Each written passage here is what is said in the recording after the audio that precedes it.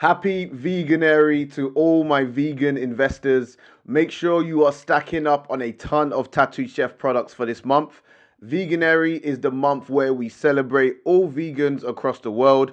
So make sure you recognize and shop Tattooed Chef. What's going on, investors? My name's Emmanuel, and in this video, we are going to be breaking down the official review.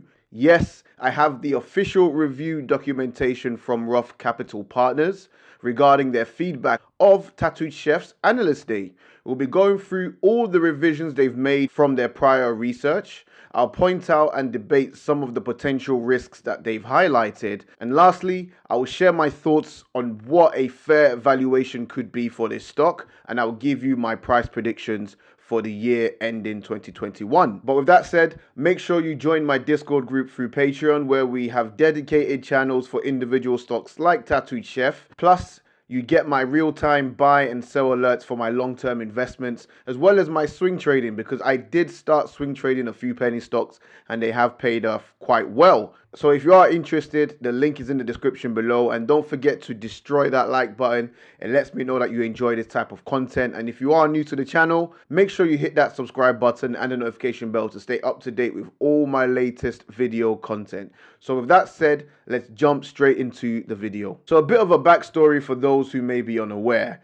I am a self-professed Tattooed Chef bull. I love this stock, and all of my Discord members knew that I was buying this stock on pretty much every dip that we saw sub $23. Now, we had our Analyst Day presentation on the 15th of December 2020.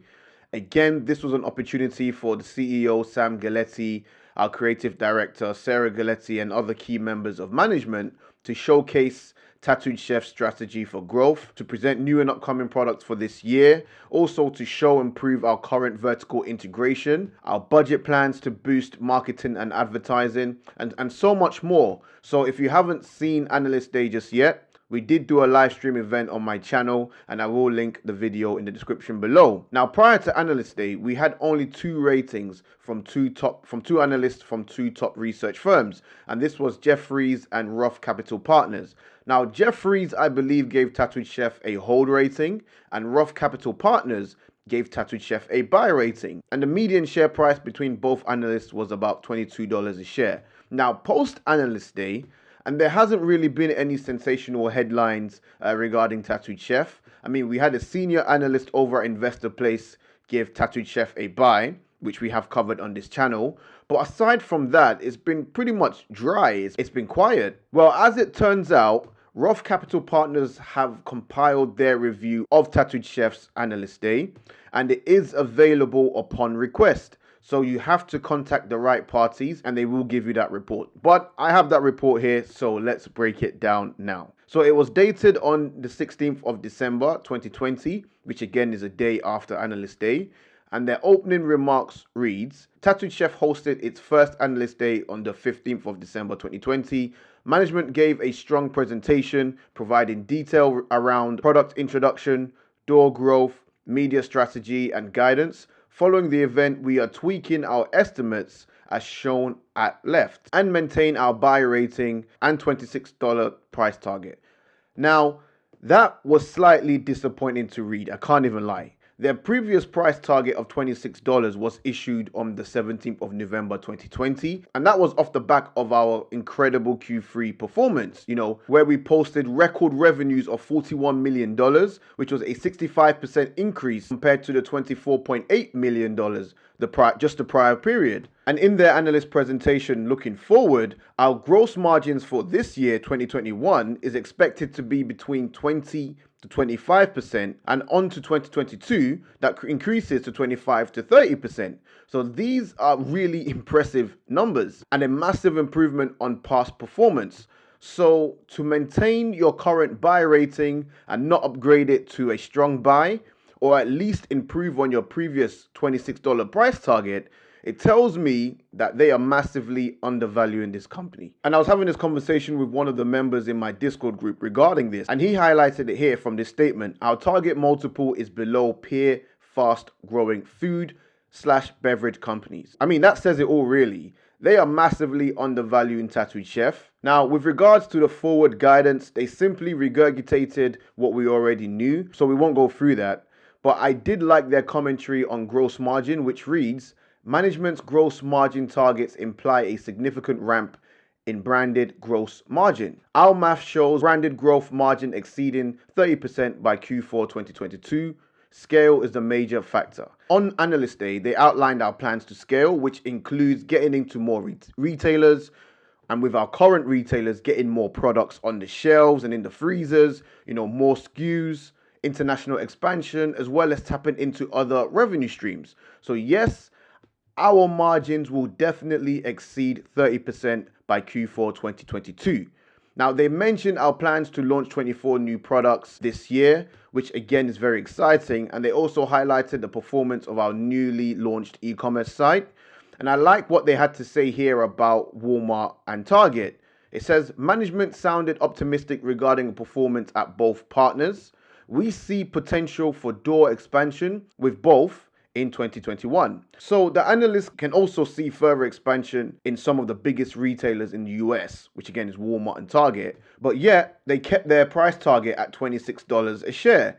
So this is how you know like a little bit of market manipulation could be taking place right now, but that's just my opinion, all right? And I'll be very surprised when we start beating on earnings that we don't see them increase their price target to at least $30 a share. Now, here are some factors that they've highlighted that could impede shares, especially from reaching their price target. They mentioned competition, and they said that there are many well-funded competitors.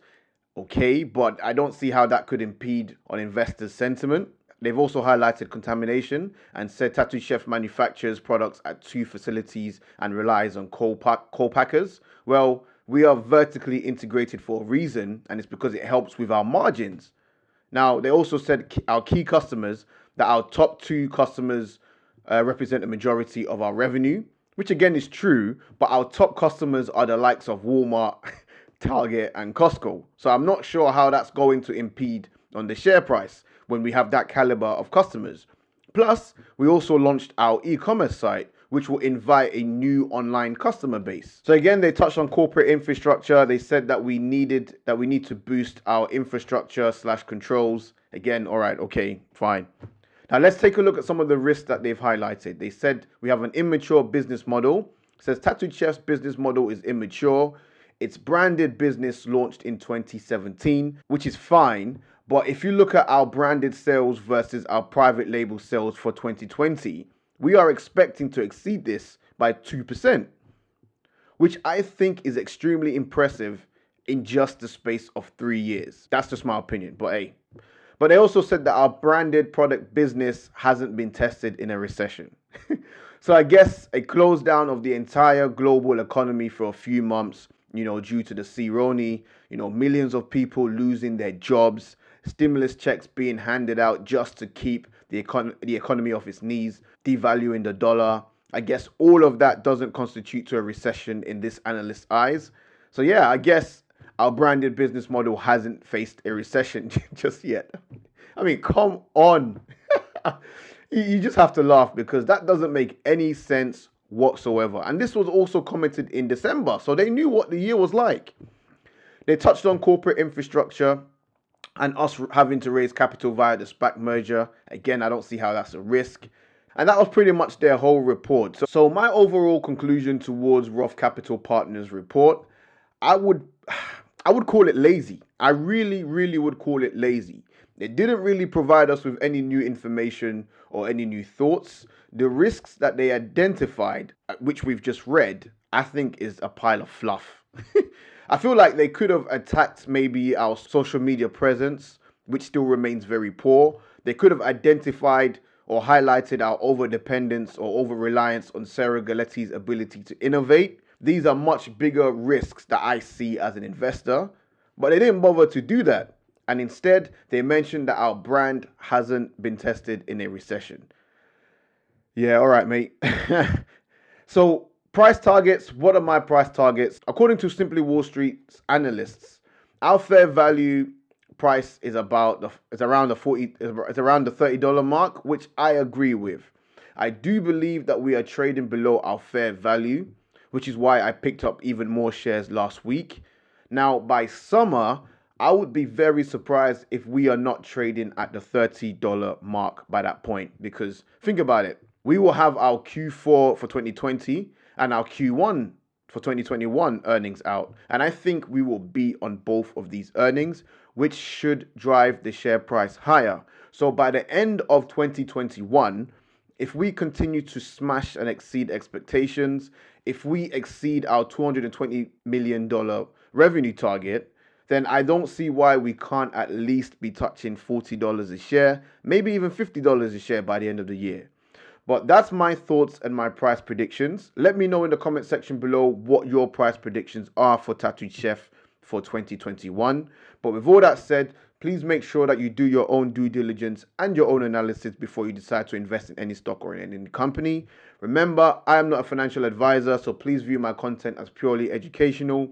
And if you do want to learn about investing, there are some useful links in the description below. But with that said, please don't forget to smash the like button, hit the subscribe button and the notification bell if you want to see more content from me. Thank you so much for watching. Happy Veganuary, and I'll see you in the next one.